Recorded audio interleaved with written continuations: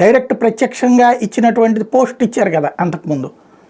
సరే ఇప్పుడు వచ్చినటువంటి వీళ్ళకి వచ్చేట్టుకు బేద రవిచంద్రకి ఛాన్స్ వచ్చింది, బీటీ నాయుడికి రెండోసారి ఛాన్స్ ఇచ్చింది సిట్టింగ్.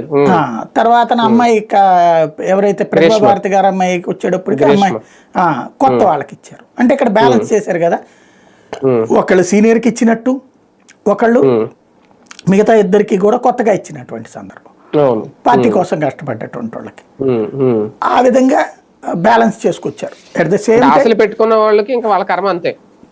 అంటే ఏం చేస్తారని ఇప్పుడు ఇది ప్రాంతీయ పార్టీలు, కాదు సార్ సీనియర్లు అవసరం లేదా పార్టీకి? ఎందుకు ఉండదు? అవసరం అంటే ఆ పదవులు ఇస్తేనేనా? ఇంకా అట్లాంటప్పుడు పార్టీ కోసం పనిచేస్తున్నట్టు ఎందుకు? వాళ్ళ స్వార్థం కోసం తప్పించి బేసిక్గా పార్టీ కోసం నువ్వేం పని. ఇప్పుడు నీ కోసం ఇప్పుడు ఫర్ ఎగ్జాంపుల్ యనమల రామకృష్ణ ఉన్నాడండి, భూమి పుట్టక ముందు నుంచి ఆయన మంత్రిగా ఉంటానే ఉన్నాడు, లేదా పాలిట్ బ్యూరో సభ్యుడిగా ఉంటానే ఉన్నాడు. ఇక వాళ్ళే ఉంటే ఆ తర్వాత తరం ఏంటి? ఇవాళ తెలుగుదేశం చూసుకోవాల్సింది భవిష్యత్తు, భవిష్యత్తుకు బలమైన నాయకులు. ఇప్పుడు క్రికెట్ జట్లో ఏం చూస్తున్నారు? ధోనిని ఎందుకు ఉండలేదు? ఇప్పటికి కూడా ఆడగలుగుతున్నాడు కదా, ఎందుకు ఉండలేదు?